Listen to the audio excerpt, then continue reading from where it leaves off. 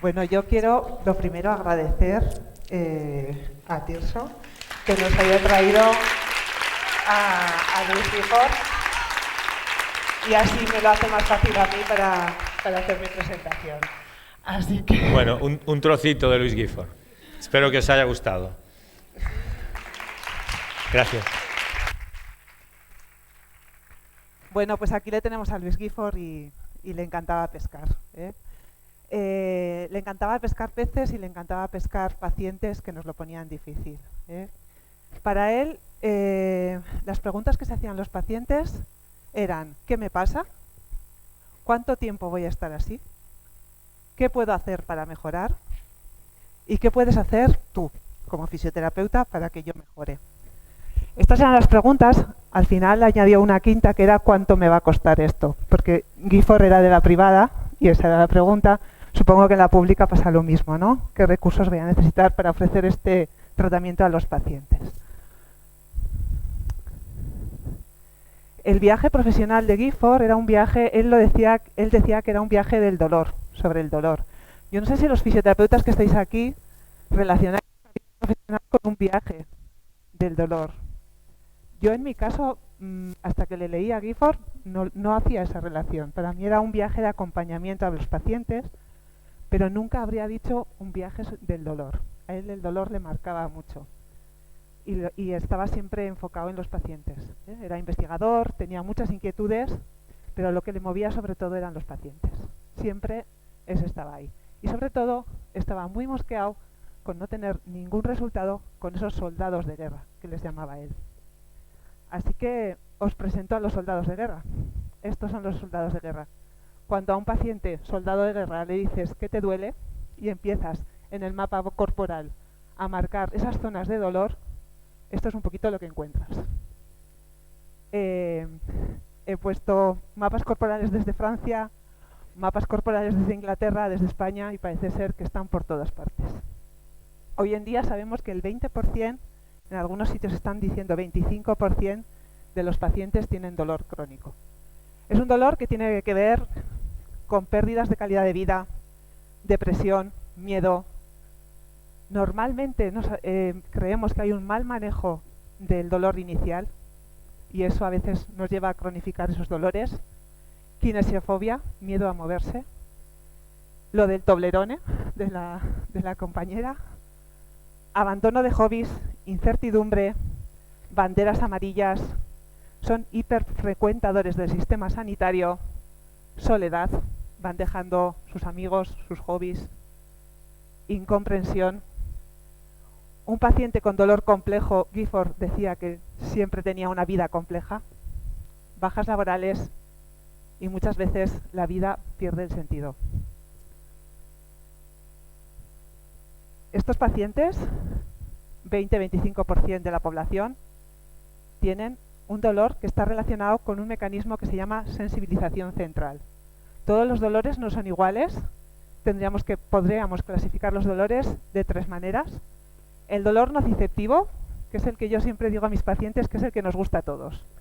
El dolor nociceptivo es el del esguince, el de la rotura de fibras, el de la tendinitis, el de todo el mundo sabemos más o menos cuánto va a durar y sabemos qué hay que hacer con ello.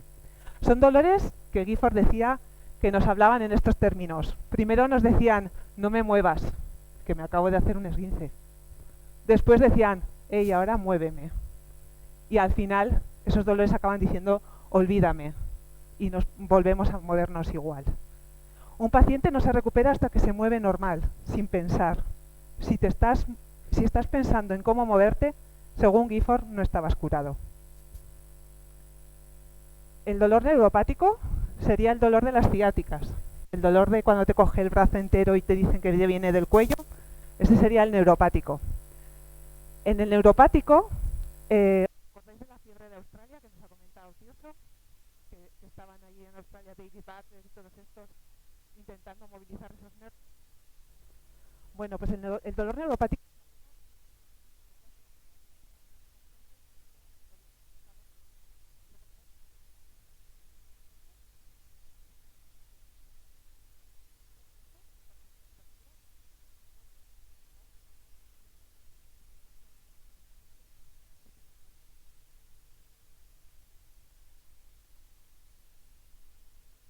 tercer dolor es el dolor que hasta que llegó gente como Gifford, decíamos que esos pacientes tenían mucho cuento, o vete al psicólogo que no tienes nada, o es que no estás poniendo de tu parte, o es que mira que eres vago que te vas a quedar en silla de ruedas como sigas así. Hemos sido muy injustos con este tercer grupo de pacientes y según Gifford, lo que teníamos que hacer para detectar este dolor, este grupo de pacientes era preguntarnos si este dolor es adaptativo. Es decir, ese dolor que está sufriendo ese paciente tiene sentido, está diciéndonos no me muevas que me estoy curando, o es algo que ya va más allá, que está pasando algo raro ahí. ¿Este dolor es adaptativo? Primera pregunta que muchas veces tenemos que hacernos en consultas y a veces pues no nos la hacemos.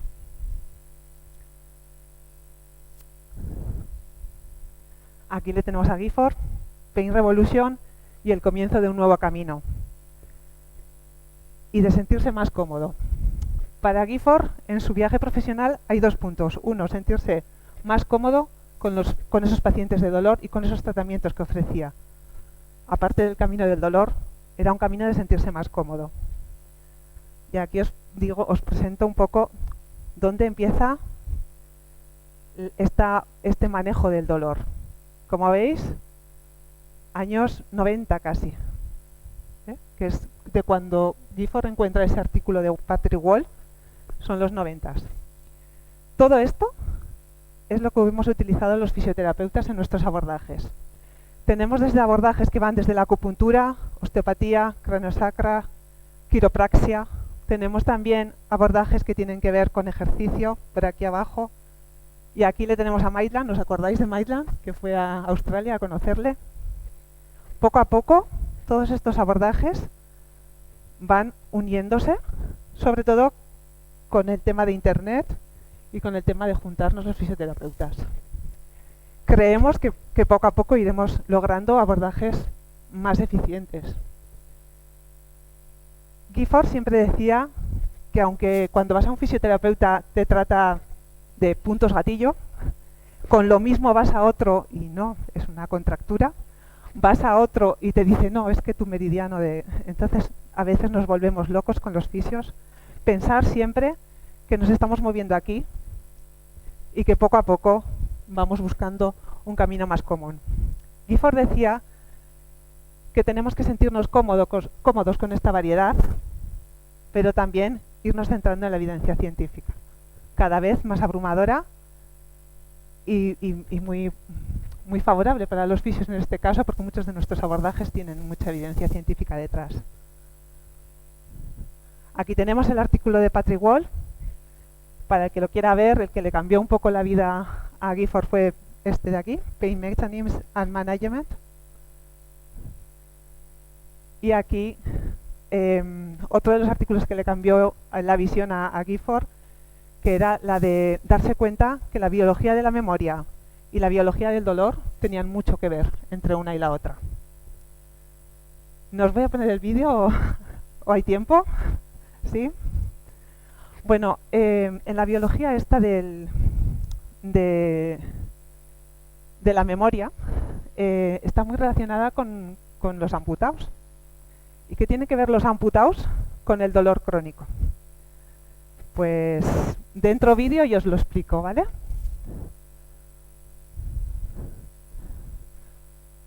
¿Le conocéis al Dr. House? ¿Sí? Bueno, pues tiene un capítulo que viene a ser esto de aquí, un trocito.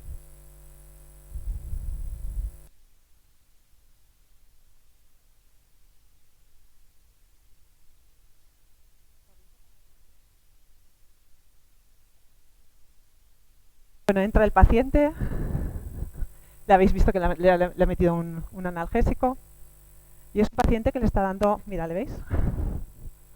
Bueno, muy House esto, para los que conocéis la película.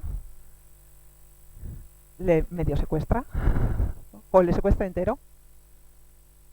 Y lo que pasa en este caso es que ese paciente tiene una amputación del miembro superior derecho.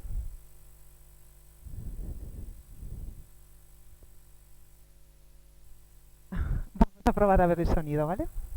le damos un poco de tiempo, que yo creo que con sonido queda más... ¿Cuál? Que me quite las luces.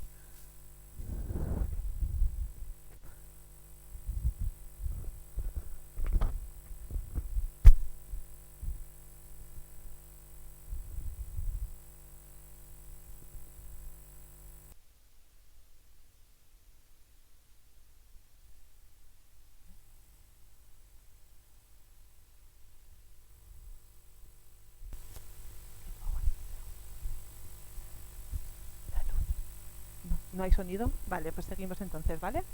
No hay sonido, me comentan.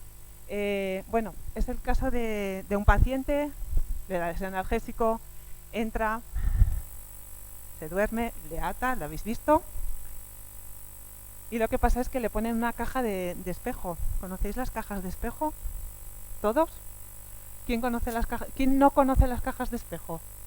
Bien, vale. Ese es. Bueno, pues las cajas de espejo vienen a ser, a ver si lo vemos en la imagen,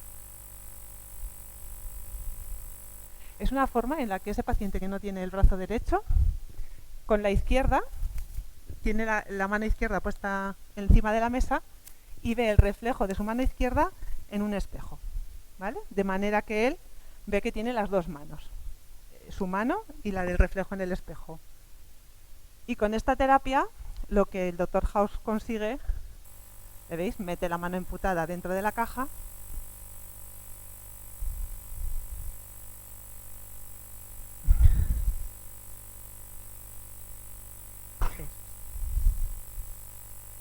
Y con la otra mano consigue que tenga ese efecto de que su cerebro está viendo que tiene la mano ahí.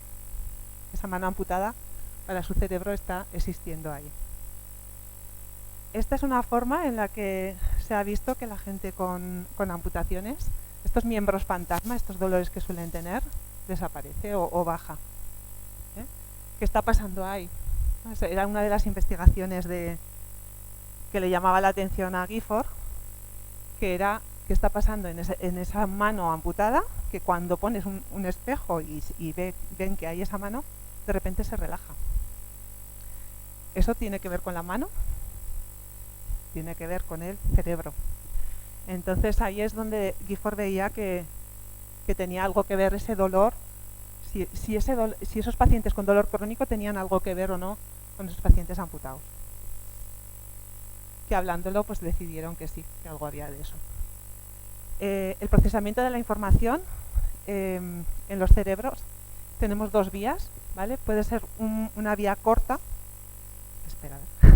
una vía corta que tiene que ver más con las emociones y una vía larga que tiene que ver más cuando empezamos a elaborar y procesar esa información. En la vía corta, esta diapositiva la ponía porque después del vídeo, tal como lo hace el Dr. House, no habría funcionado jamás ese tratamiento, porque el paciente está estresado.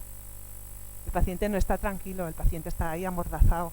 En esas situaciones nada se puede arreglar, porque estaría aquí, en la respuesta más emocional. Un paciente tiene que estar tranquilo, tiene que estar informado, tiene que sentirse escuchado para entrar en procesamientos que no tengan tanto que ver con la emoción, sino que podamos manejar esos dolores. Gifford aquí, esquiando, un compañero solía decir que el cerebro tiene caminos hechos ya. Muchas veces relacionamos el dolor con el movimiento, que ese camino va junto. Nos ponemos a hacer cosas y automáticamente nos duele, aunque no tenga que ver ese dolor con ese movimiento, porque en nuestro cerebro esas informaciones se disparan juntas. Pasaría un poco como en el esquí, ¿no? Estamos acostumbrados con un trineo a ir siempre por el mismo camino. Hacer un nuevo camino siempre cuesta más. Hacer nuevos caminos en el cerebro cuesta más, pero se puede.